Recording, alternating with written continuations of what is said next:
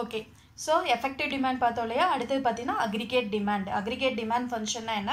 aggregate supply function என்ன அப்படினு பார்க்கலாம் சரியா so இந்த Keynesian model output is determined mainly by aggregate demand output அவரோட point of viewல output எதை வச்சுடா determine பண்றாரு aggregate demand சரியா so aggregate demand increase ஆச்சுனா output என்னாகும் increase ஆகும் okay so aggregate demand is the amount of money which entrepreneurs expect to get by selling the output produced by the number of labors employed okay so aggregate demand அப்படினா என்ன அப்படினா the amount of money which entrepreneur okay so entrepreneur வந்து labors employ பண்ணி அந்த ப்ராடக்ட்டை produce பண்ணி sales பண்ணி ஒரு இன்கம் எக்ஸ்பெக்ட் பண்ணுவார் இல்லையா so அந்த இன்கம் தான் அவர் என்னன்னு சொல்றாரு aggregate demand அந்த இன்கம் தான் அவர் என்னன்னு சொல்றாரு aggregate demand அப்படினு சொல்றாரு சரியா so therefore it is expected income or revenue from the sale of output at different level of employment okay so நிறைய employees யூஸ் பண்ணி employment யூஸ் பண்ணி அவர் ப்ரொடியூஸ் பண்ண commodity ப்ரொடியூஸ் பண்ணிட்டு அதுக்கு அப்புறம் அது சேல்ஸ் பண்ணி அதில இருந்து கிடைக்கிற income that is we described as the aggregate demand ஓகேவா so இதோட 4 components for aggregate demandல என்னென்னலாம் இன்க்ளூட் ஆகும் என்னென்ன components இருக்கும் அப்படினு பாருங்க consumption demand okay நம்ம total demandல நம்ம consumptionக்காக பண்ற demand ஓகேவா so consumption என்னமா நம்மளோட spending own spending அடுத்தது investmentக்காக நம்ம பண்ணக்கூடிய spending okay consumption demand investment demand அடுத்தது government expenditure government purchase பண்ணுவாங்க இல்லையா people ஓட welfare measure demand fulfill பண்றதுக்காக government என்னென்ன things purchase பண்றாங்களோ that expenditure also included in the aggregate demand அடுத்து பாத்தீனா net export இது ஆல்ரெடி நம்ம பார்த்திருக்கோம் இல்லையா x minus m export minus import we described as the net export okay so these are the 4 components of aggregate demand consumption demand investment demand government expenditure net exports so aggregate demand நம்ம எப்படிடா calculate பண்ணுவோம் c plus i plus g plus x minus m okay வா so the desired spending is called as the aggregate spending இந்த நாலு ஸ்பெண்டிங்கும் இது நாலுமே என்னது desired spending இந்த ஸ்பெண்டிங்கை நம்ம என்னன்னு சொல்றோம் aggregate spending total spending so இத நம்ம எப்படி எக்ஸ்பிரஸ் பண்றோம் c plus i plus g plus x minus m okay வா so இது ஒரு டயகிராம் மூலமா எக்ஸ்பிளைன் பண்ணலாம் பாரு இதுல பாத்தீனா x axisல employment கொடுத்திருக்காங்க y axisல வந்து aggregate demand total demand வந்து கொடுத்திருக்காங்க சரியா so அதோட எக்ஸ்பிளனேஷன் பாரு aggregate demand price increases or decreases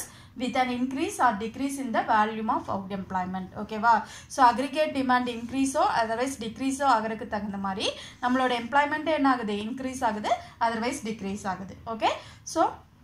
aggregate demand curve increases at the increasing rate okay starting stage la aggregate demand என்ன ஆகுது increasing rate ல increase ஆகுது okay வா so அதுக்கு அப்புறம் increase தான் ஆகுது but decreasing rate ல increase ஆகுது so இது எதை denote பண்ணுது அப்படினா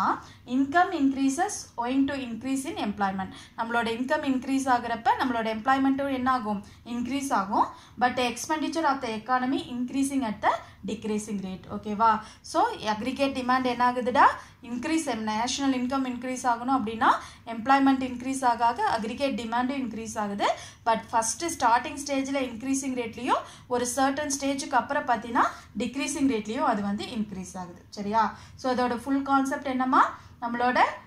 income increases increase in employment increase ஆகறப்ப income increase ஆகுது but அதே அளவுக்கு நம்மளோட expenditure என்ன ஆகாது increase ஆகாது அதனால தான் அது decreasing rate ல increase ஆகுது are you clear okay அடுத்தது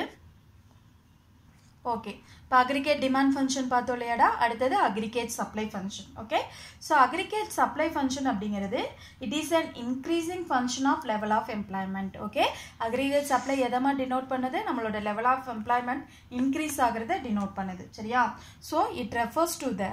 value of total output of goods and services produced in an economy in a year okay so ஒரு particular yearல நம்ம எவ்வளவு goods and service total value of output எவ்வளவு goods and service produce பண்றோம் அப்படிங்கிறது தான் நம்மளோட aggregate supply சரியா so aggregate supply எதுக்கு ஈக்குவலா இருக்கும் it is equal to the value of national product that is a national income அப்ப நம்மளோட aggregate supply total national output க்கு okay national product க்கு equal இருக்கும் that means நம்மளோட national income க்கு வந்து equal இருக்கும் சரியா so in other words aggregate supply refers to the required amount of labors and materials to produce the necessary